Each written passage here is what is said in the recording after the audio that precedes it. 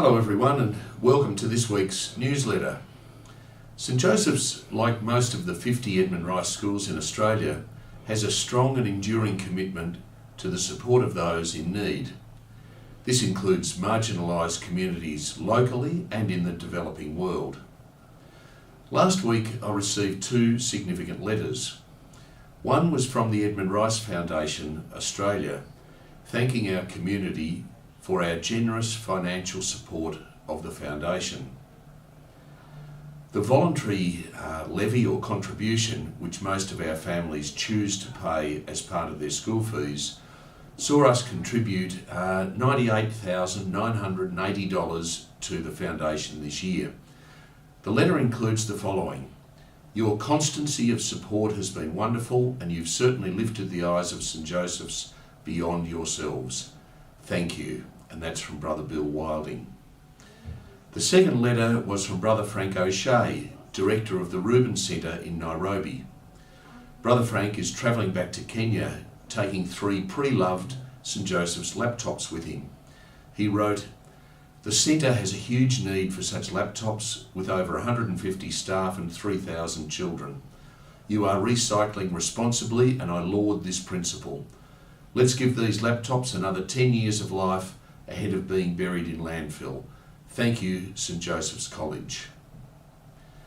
Last term, Lisa Pope spent 5 weeks working in the Ruben Centre, which is a beacon of hope in the slums of Nairobi in Kenya.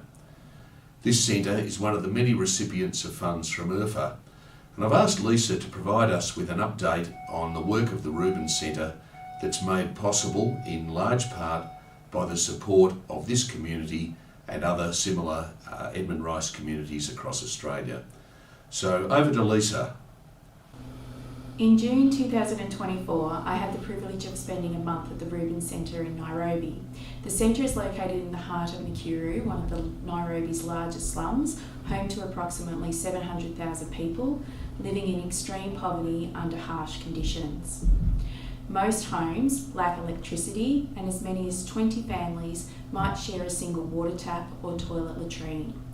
The poor living conditions contribute to higher mortality rates, and our visit came shortly after widespread flooding that claimed at least 235 lives and displaced over 260,000 people. The Ruben Centre provides educational, health and community development programs to support the residents of this community. Originally established as a primary school by a Mercy sister, Mary Colleen, the Ruben Centre initially struggled to maintain consistent government and donor funding, leading to a call for additional support.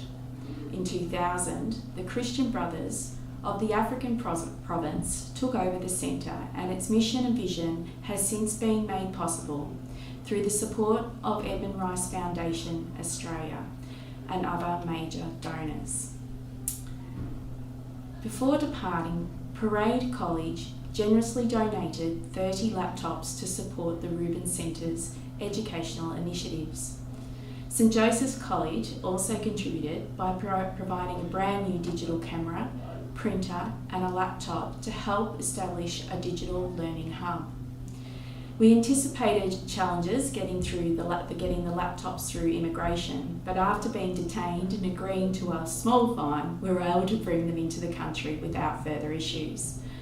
Upon arrival, we were greeted at the airport by Brother Frank O'Shea, the director of the Ruben Centre, and a Christian brother from southwest Victoria. We were warmly welcomed into the Ruben community, where we gained a deeper insight and understanding of how strategic projects in education, health, social and economic empowerment and advocacy are woven into the very fabric of Ruben. Within 5 minutes of my arrival, I was ushered into the maternity ward, where I witnessed a newborn baby being weighed and examined by the doctor. The young mother, a teenager from the community, was provided with a safe and dignified place to care for herself and her infant. The centre had many projects including a hospital, an ambulance service, pathology lab, nutrition services, child welfare, pharmacy, and reproductive health initiatives. Students with disabilities have access to a special learning centre, physiotherapists, and occupational therapists. Young mothers can be educated in a range of skills, including sewing, cooking, and sustainability initiatives. As an educator, I was struck by the classroom environment. Despite having between 120 to 150 students in most classes, the students were fully engaged and deeply immersed in their learning. There was a genuine sense of joy in the classroom, and the students were clearly happy to be in a safe and a secure place where they could actively and freely pursue their education. Kenya's education system follows a competency-based curriculum called the CBC, which prioritises skills such as critical thinking, problem solving, creativity, and communication over traditional content memorisation. Among those 7 competencies emphasised by the CBC is digital literacy, which presents a challenge due to the limited access to digital resources.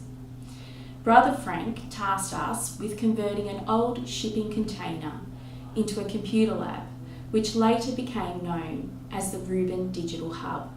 We stripped the container, had it rewired to ensure safe electrical points, and installed Wi-Fi. The maintenance team built stools and benches, and we set up television to aid instruction. We also installed programs onto the laptops and refurbished some of the old desktops there to increase the number of accessible devices to the students. It was encouraging to see the room actively utilised by several classes during our time there.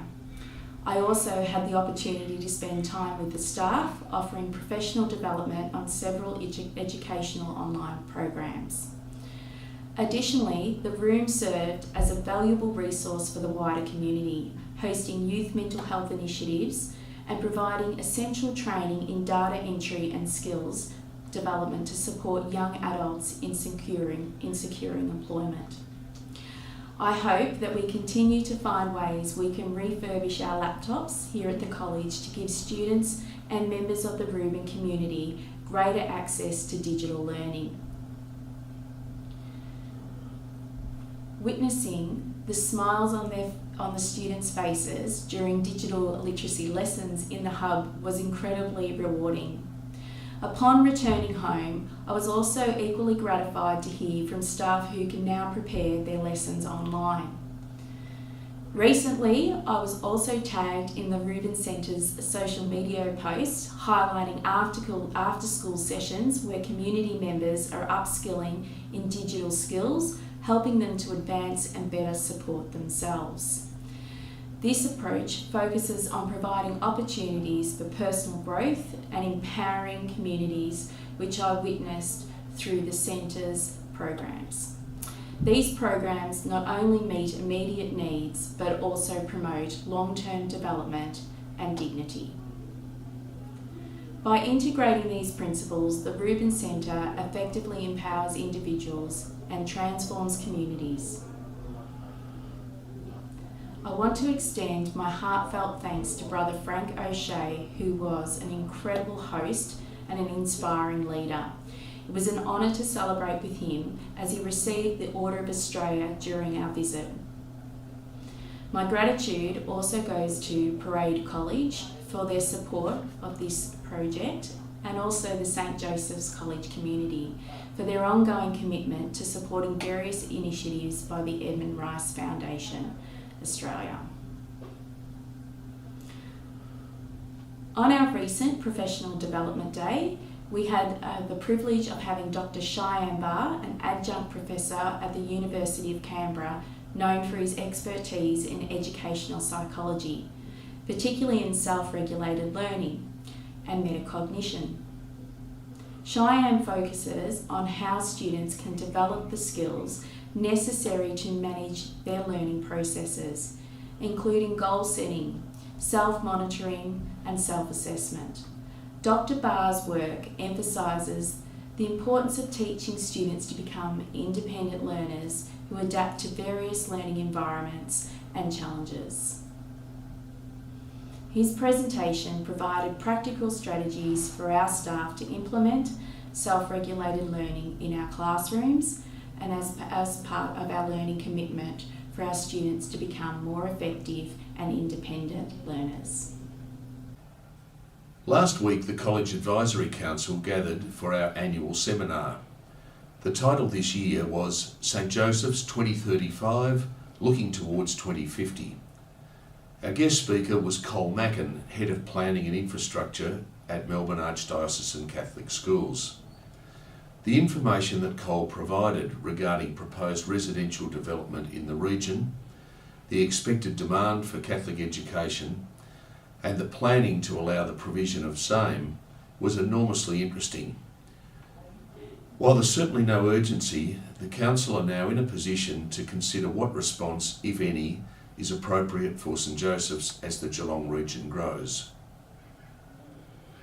Speaking of planning, albeit on a much shorter time frame, students are currently finalising their subject selections for 2025. We're working closely with Sacred Heart to ensure the provision of the widest range of VCE subjects possible. Inevitably, there will be a small number of subjects that don't attract sufficient student numbers for them to be a viable pathway, and therefore those subjects do not run. This week, I've been meeting with those Year 10 students who were high academic achievers during Semester 1. This is a wonderful and really important opportunity for the school to recognise the importance of their achievements and encourage them to focus on achieving academic excellence in their senior year's course of study. In recent weeks, I've also written to our academic high achievers in Year 7, 8 and 9 to encourage them to continue to strive for the highest in their academic pursuits. In the last newsletter, I wished Jack Binion in Year 7 well as he represented Australia in the World Sailing Championships in the UK. I'm delighted to report that we now have a world champion amongst our student body. Congratulations, Jack, and God bless.